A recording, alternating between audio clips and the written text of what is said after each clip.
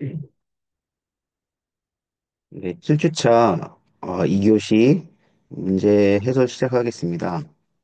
예, 첫 번째 문제, 스마트 시티 데이터 거버넌스에 대한 문제죠. 스마트 시티 데이터 거버넌스에 대해서 설명하시오라고 했습니다.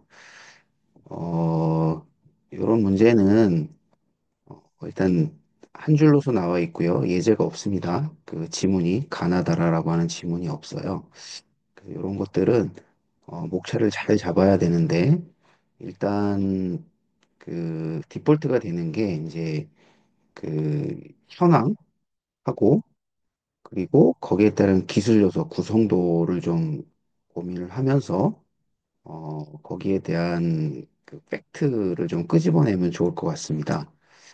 그래서 지금 현재 이제 스마트 시티에서 그 구성되는 그런 요소들이 있잖아요. 사람도 있고 건물도 있고 의료도 있고 여러 가지 문제점이 있을 거예요. 거기서 나오는 데이터들을 어떻게 수집을 해서 거버넌스 차원에서 어떻게 활용하느냐 또는 관리하느냐 이런 관점으로 어, 답을 구성하면 좋을 것 같습니다.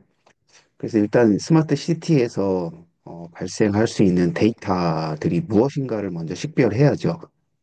여기 보면은 인구의 고령화, 뭐 인구 감소, 그다음에 주민 데이터, 그 외에도 뭐 사용하는 전력 또는 교통, 뭐 교통량 또는 뭐 사고, 뭐 여러 가지가 있을 거예요. 이렇게 발생되는 이런 데이터들을 어떤 플랫폼을 가지고 수집을 한 다음에 이걸 가지고 계속 분석하고 개선하고 또 뭐 이런 반복적인 활동을 하겠죠. 어쨌든 이런 관계 있고요. 그리고 이제 스마트 시티 데이터 거버넌스니까 우리가 알고 있는 데이터 거버넌스라고 하는 그런 개념들을 집어넣으면 좋을 것 같아요. 근데 이런 문제는 어디 이제 그 논문이나 또는 이런 그 주관기술 동향이나 이런 데서 좀 갖고 올 가능성이 좀 있습니다. 이런 문제는. 어쨌든 우리가 알고 있는 설령 그 논문이나 이런 것들 못 봤더라도 우리가 알고 있는 그 스마트 시티와 데이터의 거버넌스 측면으로 이 프레임을 만들어 갈 수가 있습니다. 일단 여기는 나와 있는 대로 보면 어떤 오르가나이제이션 그 레벨 수준이 근데 시티 거버넌스가 있고요. 그다음에 오브젝티브하고 정책, 그다음에 프로시저라고 하는 이제 프로시저라고 하는 그런 관점으로 보고요. 그다음에 이제 여러 가지 데이터 사용이나 퍼블리케이션 또는 저장, 분석, 또는 통신, 수집 이런 관점으로 해서 이 데이터 거버넌스를 에, 하고 있죠. 그래서 이제 데이터 프라이버시, 보안, 시큐리티, 그다음에 라이프 사이클 그리고 하나는 뭐죠? 퀄리티, 품질적이죠. 요네 가지 관점으로 거버넌스를 보고 있습니다.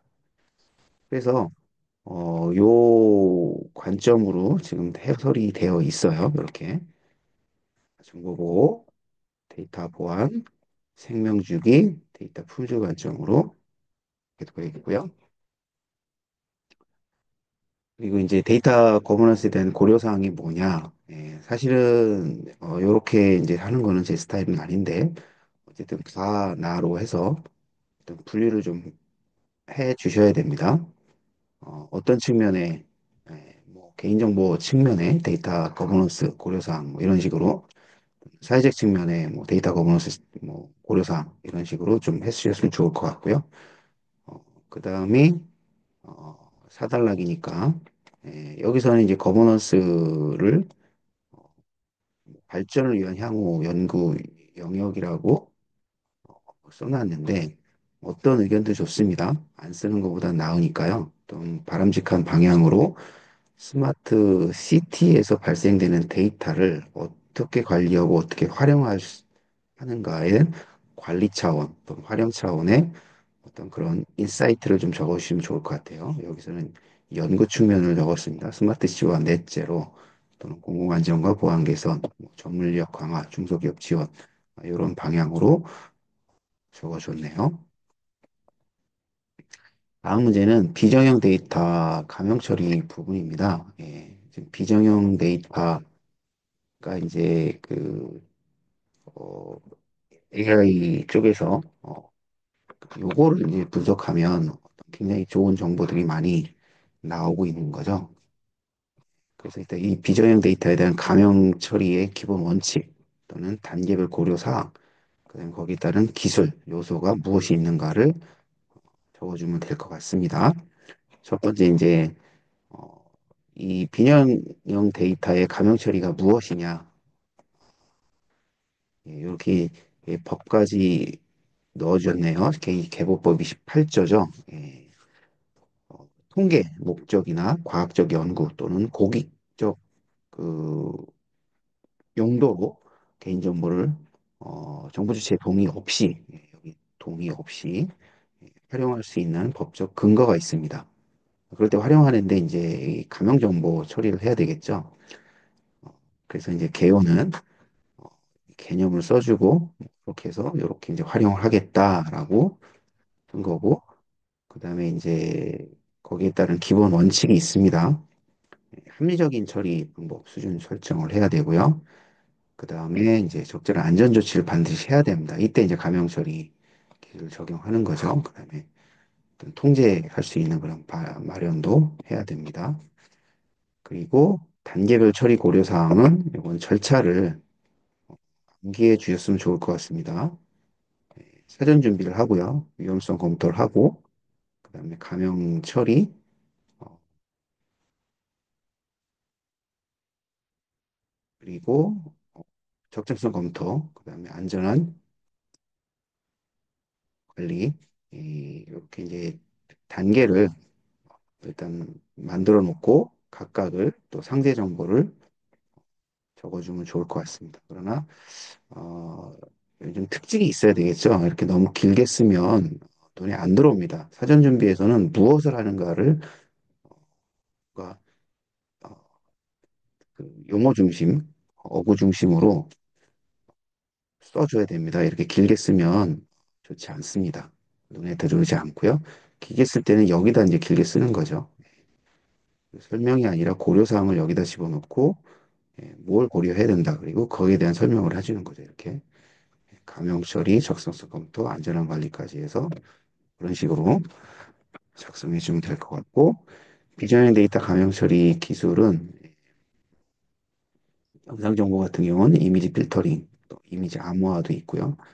여기 있으면 블러링, 그 다음에 픽셀화, 마스킹, 관련해서 암호화 이런 기술 적용하면 될 것 같고요. 그 다음에 또 여기 보존형 얼굴 합성 들어가는 뭐 인페인팅이나 AI 이용의 영상 정보 감형 처리. 음성 정보는 뭐 이렇게 이제 좀 자국 넣고 뭐 이런 식이 되겠죠. 음성을 텍스트로 변환하거나 STT죠. 스피치 투 텍스트. 그다음에 텍스트 정보는 마스킹 처리나 약간 단순 삭제, 그다음에 뭐 별표 처리 이런 것들이 있고요. 스크러빙도 있고요. 전기 표현식 뭐 이렇게 하시면 될 것 같고요. 그다음에 기술에 대해 설명했고, 그다음에 이제 여기 이런 과정에서의 인사이트를 넣어야 되는데 여기서는 이제 감염정보 처리 시나리오 사례를 좀 넣습니다. 예, 괜찮습니다. 사례. 요거는 평상시 좀 글을 좀 다른 문제를 많이 보거나 그랬을 때 나올 수 있는 거고요. 어쨌든 좀 지어낼 수 있으면 좋을 것 같아요. 구강질환 관련해서 또 자율주행차 관련해서 고속도로에 대한 다인승 전용 차량, 버스 전용 차로죠. 예, 단속하는 거. 뭐 이런 걸 좀 눈여겨봤다가 적어주시면 좋을 것 같습니다. 너무 많은 욕심을 내지 않았으면 좋겠습니다. 다음 문제는 멀티클라우드입니다. 멀티클라우드에 대해서 설명하시오. 예. 이번에 멀티클라우드가 1교시로 나왔죠. 그래서 이게 이제 굉장히 화두가 많이 되고 있습니다. 일단 정보관리 쪽에서 나왔고 커미션 쪽에도 제가 기억으로 나왔던 것 같은데 어쨌든 이 멀티클라우드 개념이 현재 좀 클라우드 쪽에서는 좀 뜨고 있는 그런 토픽이라고 보시면 될 것 같아요. 그래서 둘 이상의 동일 퍼블릭 또는 프라이빗 이런 공급체 서비스를 활용하는 거고요. 서로 이제 연계나 상호 운영성, 탄력성을 보장하기 위한 클라우드 구축 모델이다. 왜 이게 필요하느냐? 단일 클라우드를 하게 되면 한계가 왔죠. 옛날에 이제 작년인가요? 저기 MS 클라우드 쪽에서 장애가 나가지고 전 세계가 이제 먹통한 그런 사례도 있고, 어쨌든 이런 이유를 들으면 될 것 같아요. 단일 클라우드 한계, 벤더 종속성, 회피, 서비스 근접성, 섀도우 IT, 페일오버, 탄력성 확보, 그리고 공짜 측면에서는 CSP 기회가 될 수 있고요. IT 자회사를 만들 수 있죠. 그다음에 신의 IDC 사업자의 기회가 될 수도 있고, MSP 업체에 대한 기회가 될 수도 있고. 그래서 멀티 클라우드의 시스템 요구 사항은 에, 데이터 관리 및 통합 관점으로 보면 데이터 분산 저장이나 통합 서비스 가시성, 그다음에 동기화, 보안이나 규정 쪽으로는 접근 제어나 규정 준수, 감사 로그 등게 있을 거고요. 네트워크 연결성 쪽에는 전용 네트워크 연결이나 자동화된 네트워크 관리, 로드 밸런싱이 될 수 있습니다. 그리고 여기 네트워크 측면이고요. 여기는 자동화 측면으로 봤을 때 애플리케이션 이식성, 비용 관리, 그다음에 자동화 및 오케스트, 최적화 방향으로 해서 그런 컨테이너 사용이나 MS 아키텍처 구성, 데이터베이스 이식성, 그다음에 비용 관점으로 예산, 그다음에 비용 최적화, 리소스성 제어과 이런 요구 사항을 좀 넣어주면 좋을 것 같아요. 그리고 이제 멀티 클라우드에 대한 주요 기술, 요거는 이제 이런 것들은 일단 구성도가 좀 필요하고요. 그룹핑된 구성도가 필요하고요. 그래서 여기서 보면 사용자를 기반으로 해서 인프라, 연동 기술이 필요하고, 그다음에 어플리케이션 운영, 그다음에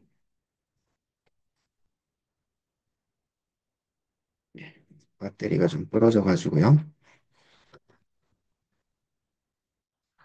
그다음에 이제 인프라 서비스하고 통합 운영 관리 측면, 그다음에 또 뭐 원포인트 통합 관리네요. 그다음에 멀티 클라우드 통합 모니터링 관점으로 했습니다.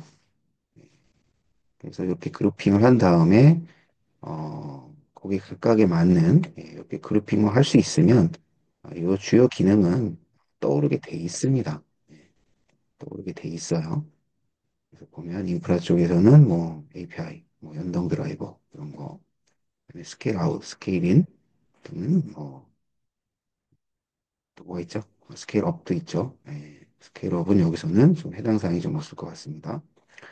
그다음에 인프라 서비스 통합 운영 관점으로는 뭐 배치 스케줄링, 서비스 관리, 그다음에 이런 것도 전부 다 기억하려고 그러지 마시고요. 두 개, 세 개 정도만 이렇게 좀 작성한다라고 전략을 세워놓고 그 정도를 이제 떠올리면 되는 거죠. 애플리케이션 통합 운영이나 관리 기술 쪽으로는 애플리케이션 생성이나 배치, 그다음에 운영 관리 쪽으로 통합 모니터링은 에이전트, 푸시, 풀, 뭐 이렇게 서비스 모니터링, 개방형 인터페이스 쪽에서는 오픈 API, 개방형 API 쪽으로 끄집어내시면 될 것 같아요.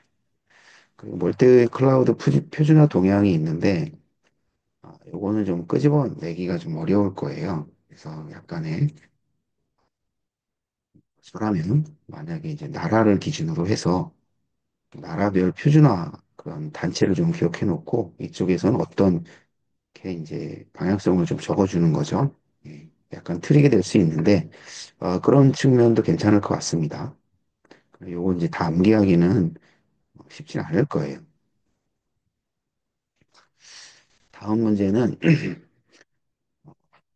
그 국가재난안전통신망 관련된 문제고요. 현재 이제 LTE가 약간 이제 10년도 넘어갔고요. 그리고 현재 그 이번에도 이제 산불이 나고 해상이나 이런 쪽에 재난이 발생했을 때 약간 그 커버리지가 안 되는 지역이 좀 있습니다. 그래서 그런 것들에 대한 좀 기술적 한계도 좀 갖고 있고요. 그래서 이제 개선하는 그런 움직임이 있는데 제가 읽었을 때 그 주한기술 동향인가요? 아, 여기 있네요. 여기 읽었을 때 그러 요게 이제 그 눈에 들어와서 문제를 출제하게 됐고요.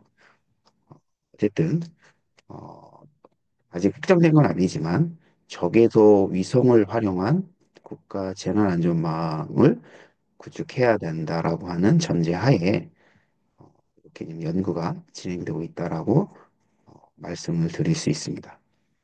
문제를 보면 기술적 한계는 뭐고 기존 PSLT와의 차이점, 그다음에 기술적 요소, 고려해야 될 기술적 요소, 그다음에 그거에 따르는 정책이나 추진 방향은 어떻게 돼야 되는지를 묻는 질문입니다. 딱 봐도 LT를 좀 개선해야 되는 그런 방향으로 문제가 나왔기 때문에 설령 이 주한기술 동향이 있지 않아도 좀 적을 수 있어야 됩니다. 소설성으로도. 기술적인 키워드 가지고. 어쨌든 기술적 한계가 있습니다. 이렇게 항공 영역에 대한 커버리지 확대, 뭐, 특히 고지대, 저지대, 뭐 이런 게 있고. 그래서 이제 이 요즘 5G나 6G 기반, 어, 이고, 그 다음에 이제 7세대 재난안전망을 이 저궤도 기반으로 이렇게 이제 연구하는 방향으로 돼 있다. 그리고 이제 이런 것들을 좀 써주면 되겠죠. 기술적 한계에 좀 적어주면 됩니다. 한말기 당연히 노후화됐죠. 10년 정도 넘었으니까. 그다음에 성능 한계도 있고 음영지역. 예, 요게 키워드죠. 음영지역. 대용량 처리 미흡하고 암호화 취약하고 뭐 다양한 이유를 적어주면 되겠습니다. 한두 개 쓰면 안 돼요. 이런 거는 적어도 5개 정도. 여기 명시적으로 한 개라고 써 있으니까 많이 써야 됩니다. 그리고 저궤도 위성 기반의 재난안전통신망의 개념도는 이렇습니다. 기존에 이제 LTE망이 이런데 인공위성 하나 그려주면 되는 거예요. 기지국 하나 그려주고 그다음에 각국 뭐 공공소나 단말기나 이런 걸 그려주면 되겠죠. 요 내용 그대로 오면 됩니다. 밑으로. 그리고 이때 이제 키워드가 이제 레어 세틀리티라고 하는 이 부분이고요. 저궤도 위성. 여기 이제 키워드가 되겠죠. 그 다음에 예. 그 다음에 멀티레이어드 데이터 링크를 제공한다. 이게 좀 키워드가 될 수도 있고요. 그 다음에 나머지는 이제 5G나 6G에 대한 어떤 그런 키워드를 그대로 적용하셔도 됩니다. 그 다음에 네트워크 슬라이스. 예, 이거 평상시 사용되는 건 대역하고, 그 다음에 네트워크 슬라이스를 해서 이건 재난망으로 또 별도로 쓰는, 그 다음에 PSLT하고도 호환이 되어야 돼 있고요. 그 다음에 암호화도 양자 암호화 기반으로 가져가야 된다. 뭐 여러 가지 그 기술 요소들 될 수 있습니다. 비교를 한 거니까요. 그 다음에 이제 거기 들어가는 기술적 고려해야 될 기술적 요소입니다. 그래서 저는 이번에 이제 인프라 측면하고 그 다음에 단말기 측면으로 이제 기술적 고려를 해야 된다라고 해서 이렇게 썼습니다. 그래서 인프라 측면은 일단 위성이 있어야 되고요. 그 다음에 기지 통신할 수 있는 기지국이 있어야 되죠. 그래서 사용되는 내용들이 DC2, 다이렉트 셀이라고 하는 통신 기술이고요. AI 기반이 들어가야 되고, 위성망간 ISL이 돼야 되는, 그다음에 지상통신 관점에서는 게이트웨이 최적화 또는 3D 토포로지 설계가 돼야 되고, 위성망 지상망 연동 기술 필요하죠. 그다음에 보안 단말기 측면이니까는 이제 양자 기술 적용해서 암호화. 그래서 이런 키워드가 나오는 겁니다. 일체형 배터리 팩, 뭐 연동이나 인증, 그다음에 단말기 측면에서는 여긴 보안 기술 측면이고 단말기 측면에서는 재난형 단말기 설계가 필요하고요. 마찬가지로 암호 기술, 지금 배터리팩, 웹 연동, 호환성 이런 것들이 필요합니다. 그다음에 정책은 이제 이것도 이제 인사이트 관점이잖아요. 그래서 제도 쪽으로는, 표준화 쪽으로는 주파수 정책은 어떻게 가야 된다. 한번 읽어보시면 것 같습니다. 그 다음에 추진 방향은 협력 체제 해야 된다. 민관, 정부 주도 하에 민관 협력, 뭐 이런 말 지어낼 수 있죠. 그 다음 유관기관 연계, 플랫폼 구축하고 별도로 구입하면 독립적으로 구입하면 안 된다는 얘기. 통신사도 우리나라 세계 통신사 연합적으로 유관기관 서로 협업해서 구성해야 되겠죠. 기술 도입 활용 측면에서도 기술을 수용하고 해외 확장 측면에서 국제 협력을 해야 된다. 측면으로 좀 적어주시면 될 것 같아요. 그래서 아직 확정된 건 아닙니다. PS SATCOM, Satellite Communication, 그래서 SATCOM이라고 이렇게 그 주한미술 동영에는 나와 있습니다. 다음은 135회 컴시움에 출제되었던 엣지 컴퓨팅에 대한 내용입니다. 엣지 컴퓨팅, 여기 계속 반복적으로 출제되고 있습니다. 1교시형으로 엣지 컴퓨팅에 대해서 설명하시오. 지금 한 5년 정도 된 것 같아요. 이 토픽이 계속 나오는. 5년도 더 됐나요? 아무튼 이제 이번에는 클라우드 환경에서의 엣지 컴퓨팅이에요. 그걸 그렇게 구축하고 그다음에 자율주행 기반, 그다음에 해양 자율 이동체에 대한 엣지 컴퓨팅 이런 측면의 어떤 기술적인 내용을 좀 풀어주시면 될 것 같아요. 일단 엣지 컴퓨팅의 개념은 단말기에서부터 중앙 처리 장치에서 서비스까지 이렇게 이제 전체적인 구성 레이어가 되어 있고, 그죠? 그다음에 지금은 이제 머신러닝 기반도 이렇게 들어가야 되죠. 데이터를 분석해야 되니까 인공지능도 들어가야 되고요. 그래서 개념들은 이렇게 한번 그려줄 수 있고, 그리고 차량에 들어가는 엣지 컴퓨터에 활용한 자율주행 차량 아키텍처는 클라우드 서버가 있고, 이렇게 호이클러 엣지 노드가 있고요. 각각의 노드가 있겠죠. 거기에 대한 그 트래픽 정보에 대한 수집하고 이걸 분류하고 뭐 분석하는 이런 이런 컴퓨팅 파워, 엣지 컴퓨팅이 지금 들어가는 거죠, 여기에. 그리고 일단 분석된 거를 다시 중앙정 장치가 있는 쪽으로 보내두고 거기서 이제 서비스 관청으로 이렇게 해주는 그런 개념이고요. 아키텍처 구성이 되겠고요. 이제 마찬가지로 얘도 이렇게 그룹핑을 잘 그렸으면 이렇게 자율주행 차량, 엣지 서버, 클라우드 서버, 통신 네트워크 이런 측면에 이런 것들을 끄집어낼 수가 있을 거예요. 라이다, GPS, 센서, 그죠? 엣지 서버 쪽에서는 도심 속에 있는 그런 이렇게 도로공사 그런 본부 같은 걸 활용하면 되겠죠. 클라우드 엣지 뭐 이거는. 그다음에 통신 쪽에서는 5G, 6G, VTX, V2, V2I, V2, 뭐 P 뭐 해가지고 많이 있죠.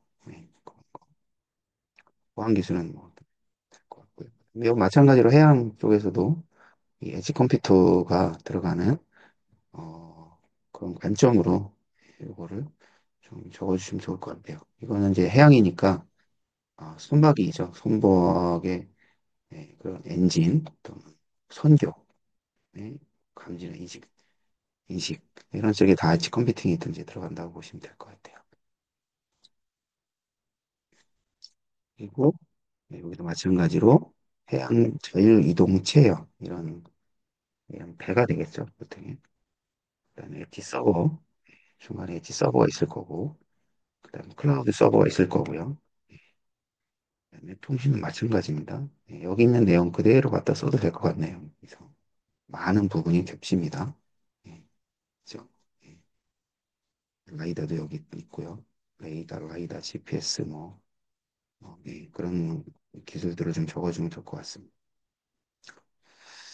다음은 데이터 품질 관리입니다. 데이터 분석의 정확성과 신뢰성을 높이기 위한 데이터 품질 관리 기법입니다.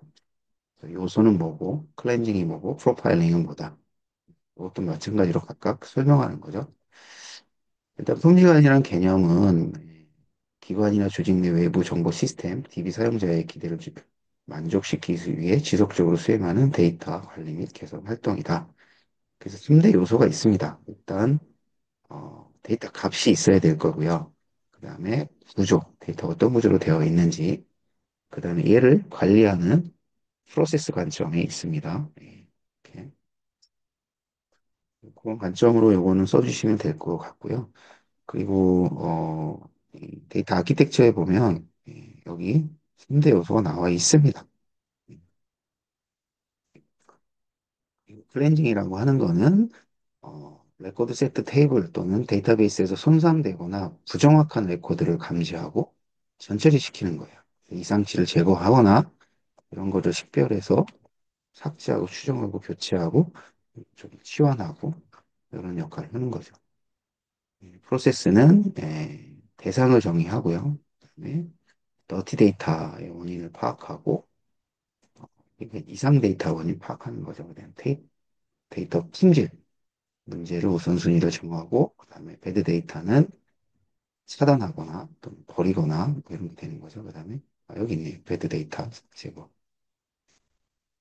요거는 이제 상식적으로 꼭 이런 프로세스를 그대로 쓰면 좋겠지만 약간 추정도 할 수 있어야 됩니다. 그리고 기법으로는 이 중에서 말씀을 드렸지만 뭐 치환이나 뭐 이런 것들 삭제 이런 거 다 기법이 되겠습니다. 재구성 기법이 될 수 있습니다. 그다음에 프로파일링은 데이터의 구조, 품질, 내용 이런 것들을 분석을 통해서 데이터의 비일관성을 발견하고 중요 정보와 통계값을 수집하는 정보 분석 기법이다.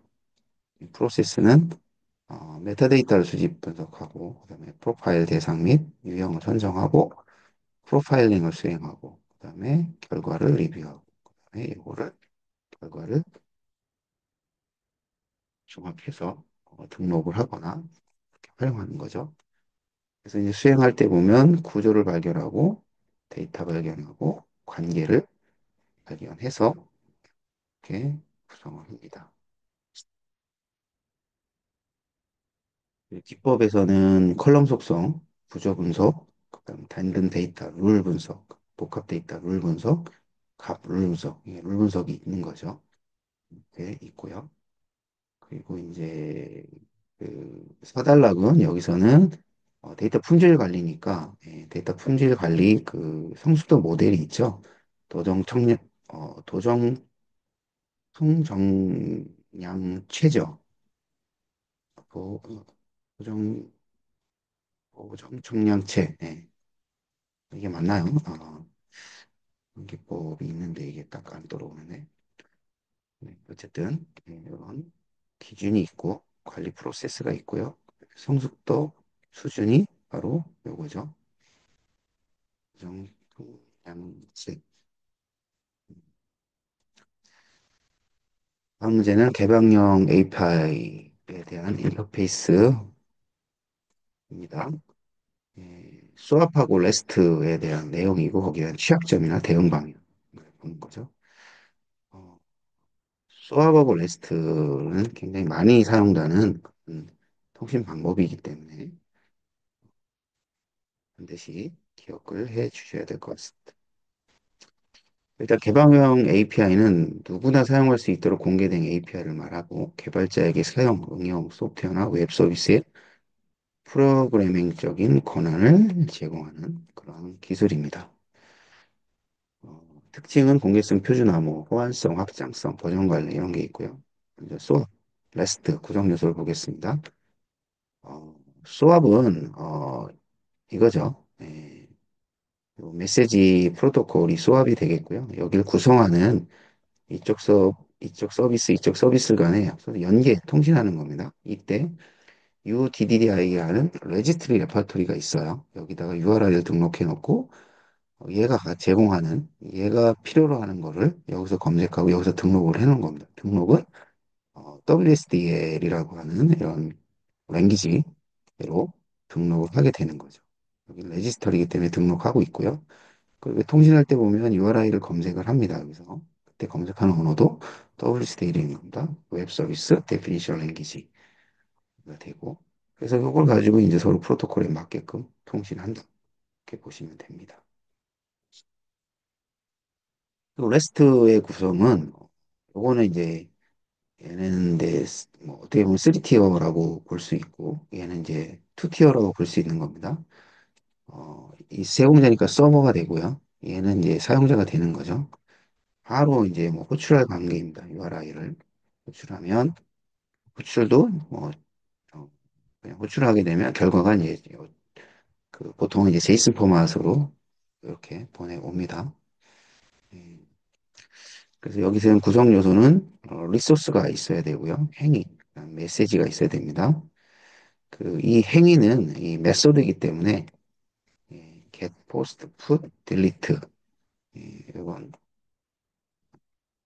메소드를 사용합니다. 아울러 요거는 멱등성하고도 멱이 아니죠.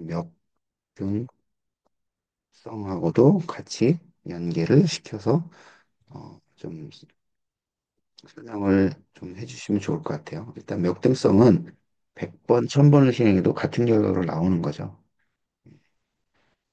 그래서 역등성을 유지하고 있는 메소드가 무엇냐? 요 cat 같은 경우는 역등성을 유지하고 있고요.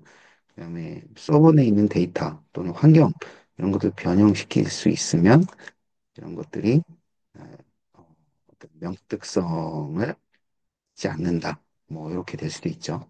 똑같은 걸 지웠는데 이미 지웠어요. 또 한 번 지운 다음 지워지겠습니까? 이런 거랑 똑같은 거예요. 명특성도 관련해서 같이 기억해 놓으면 좋습니다. 설계할 때 이걸 참고하는 거예요. 그다음에 개방형 API의 취약점이다. 웹 취약점이죠.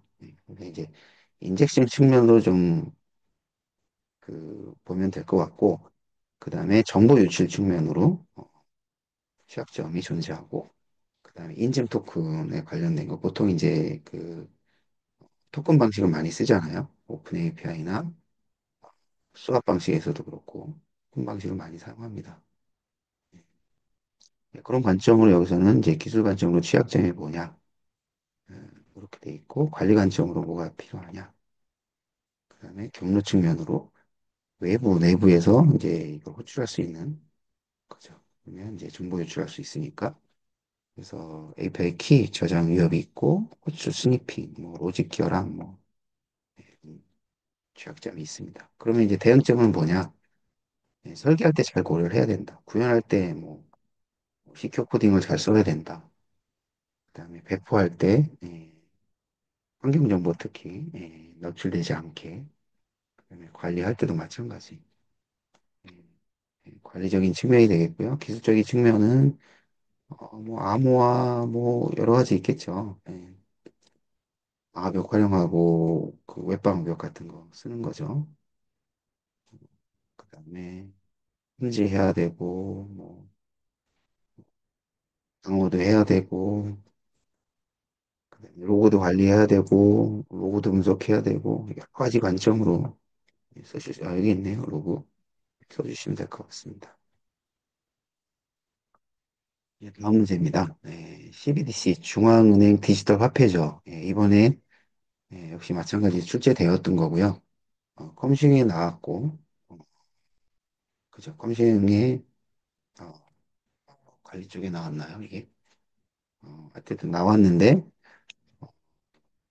요게 국제 추세로 봤을 때 몇 년 동안 계속 핫하고 있고요. 앞으로도 이제 법제화가 되면 공식적으로 요걸 활용할 수도 있을 것 같습니다. 이미 하고 있을 수도 있죠. 하고 있을 겁니다. 그래서 다방면적으로 좀 어, 알고 계셔야 되기 때문에 다시 한번 인지 차원에서 문제를 냈습니다.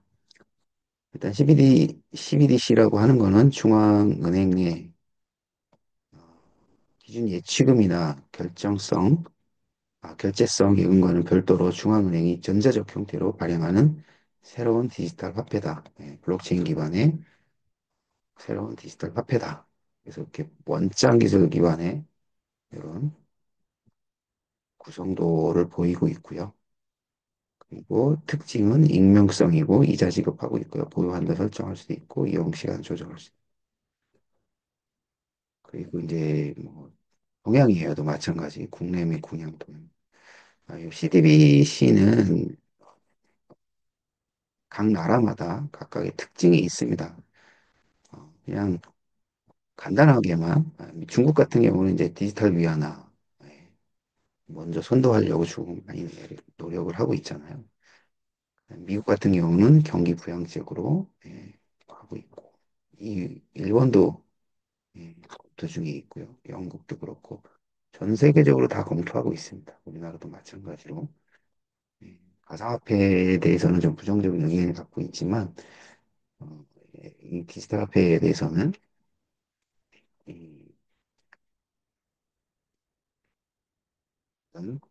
항공원에서 정부 차원에서 추진하고 있다.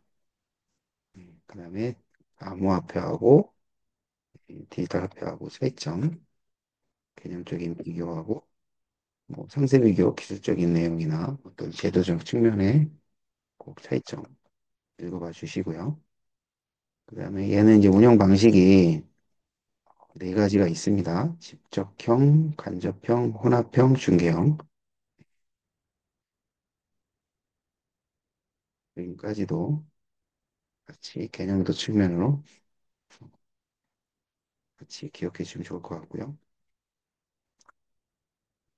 그리고 획일리학 고려사항으로는 뭐 시스템 안정성이나 층성, 개인정보 보호 이거 되게 중요하죠. 보안 측면하고 개인정보 보호 측면, 상호 운영성이 가능해야 된다. 그래서 이 상호 운영성이 기존의 협회, 블록체인 기반하고 하는 거기 때문에 그래서 그런 용어가 있죠. 스테이블 코인이라고 하는 시중의 그 시세를 그대로 블록체인에 반영하는 그러니까 여기도 마찬가지 디지털 화폐 그대로 연계해서 반영하는 그런 정책을 펴야 된다. 이런 게 이제 논점이다. 음, 이상 2교시 프리를 마치도록 하겠습니다. 수고하셨습니다.